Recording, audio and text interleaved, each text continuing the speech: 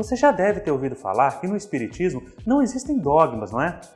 Que por ser fundamentado em uma fé raciocinada, os dogmas não caberiam dentro da sua estrutura, baseada no estudo e na compreensão das ideias, de acordo com as descobertas científicas de sua época. Bom, mas então por que será que Allan Kardec questionou os espíritos sobre o dogma da reencarnação? É o que vamos ver no vídeo de hoje. Eu sou Alan Pinto e este é o Horizonte Infinito.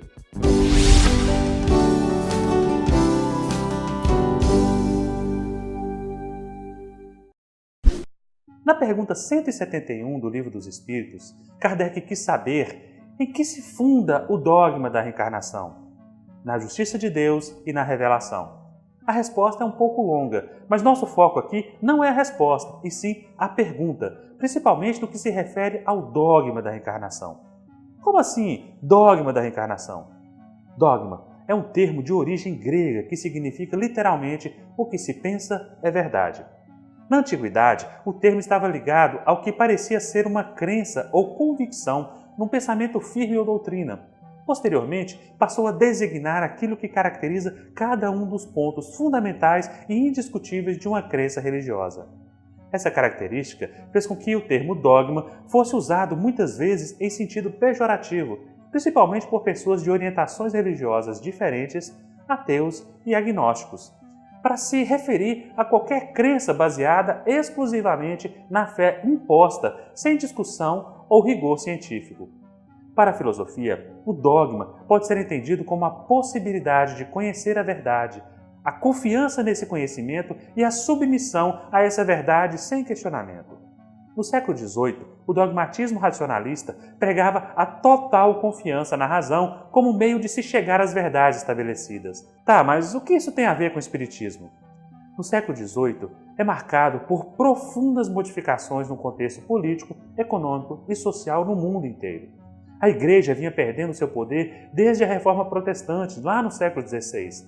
Até então, era a teologia quem detinha todas as explicações possíveis para os fenômenos desencadeados no universo.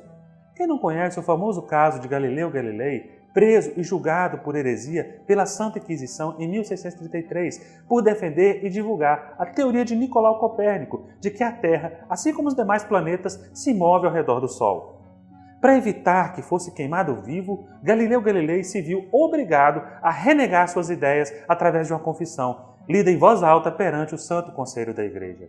Posteriormente, o surgimento do movimento iluminista, com a sua crescente valorização do papel da razão, acabou por abalar definitivamente essa perspectiva teológica.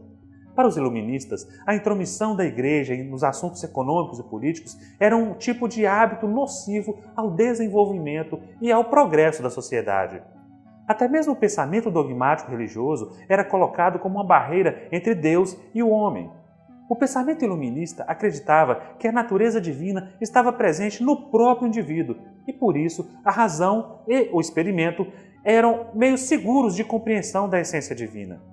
Em meio a este caldeirão de mudanças de perspectiva, surge o positivismo de Augusto Comte, com a ideia da construção do conhecimento pela apreensão empírica do mundo, buscando descobrir as leis gerais que regem os fenômenos observáveis, afirmando que a vida social só poderia ser regida por uma verdade na qual somente o conhecimento científico teria acesso, não se admitindo como verdade nenhuma outra afirmação que estivesse ligada ao sobrenatural ou à divindade.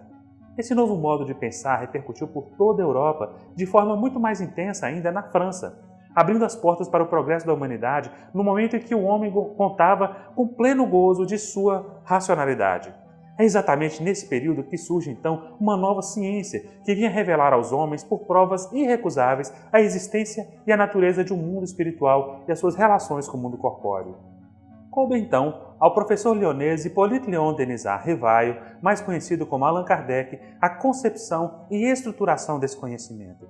Para isso, Kardec fez uso do método de experimentação, observação, comparação e dedução de suas consequências morais, obtendo assim as explicações sobre as leis que regem os dois planos da vida, o material e o espiritual.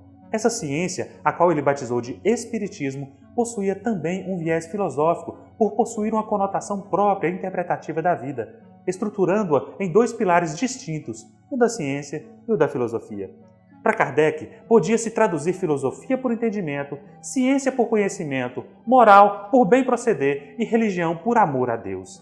Assim, a ciência e a religião eram tidas como as duas alavancas da inteligência humana, uma revelando as leis do mundo material e a outra do mundo moral, sem que com isso houvesse qualquer tipo de contradição, uma vez que possuiriam o mesmo princípio: Deus. Tá, mas e os dogmas? Sendo então o Espiritismo ao mesmo tempo uma ciência de observação e uma doutrina filosófica, estaria também apoiado em alguns dogmas. Estes dogmas não teriam nenhuma relação com os dogmas teológicos, criados para encerrar as explicações sobre determinados assuntos, mas tão somente como uma espécie de fundamento intelectual onde seriam expressas as verdades não sujeitas a revisão ou crítica. Então, pera lá. Isso quer dizer que eu não posso discutir esses dogmas? Não só pode, como deve. Porém, não devemos fazê-lo sem antes aprofundar nossos conhecimentos nessa fascinante doutrina, para só então refutá-los ou confirmá-los com embasamento em uma argumentação lógica e devidamente fundamentada na razão. Pode não parecer, mas esse processo acaba sendo mais comum do que se imagina, pois com o surgimento de novas tecnologias, vemos a todo instante um dogma científico cair e dar lugar a uma nova explicação argumentativa bem mais fundamentada. Veja, por exemplo, as novas descobertas nos campos da astrofísica, da medicina e de tantas outras ciências. O próprio Kardec afirma em A Gênese, ao tratar do caráter da revelação espírita, que o Espiritismo, pois, estabelece como princípio absoluto somente o que se acha evidentemente demonstrado ou que ressalta logicamente da observação. Caminhando de par com o progresso, o Espiritismo jamais será ultrapassado, porque se novas descobertas lhe demonstrassem estar em erro acerca de um ponto qualquer, ele se modificaria nesse ponto. Se uma verdade nova se revelar, ele a aceitará. Com isso, podemos concluir que uma das principais características da revelação espírita é a sua perfeita adaptação às descobertas científicas que contemplamos cotidianamente.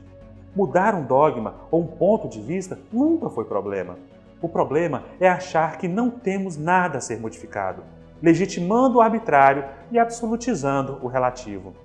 Eu vou ficando por aqui, mas caso você queira conhecer mais sobre as ideias que influenciaram o início do Espiritismo, vou deixar aqui na descrição deste vídeo um link de um artigo sobre o positivismo e a sua relação com o Espiritismo. Até breve! E aí, gostou desse vídeo? Então vá logo dando seu like e se inscrevendo no canal. E não deixe também de compartilhar e acompanhar o nosso site, o www.horizontefinito.com.br. Lá você vai encontrar todas as obras da codificação para download, além de artigos e um canal direto de comunicação, onde você poderá mandar suas dúvidas e sugestões para os próximos vídeos.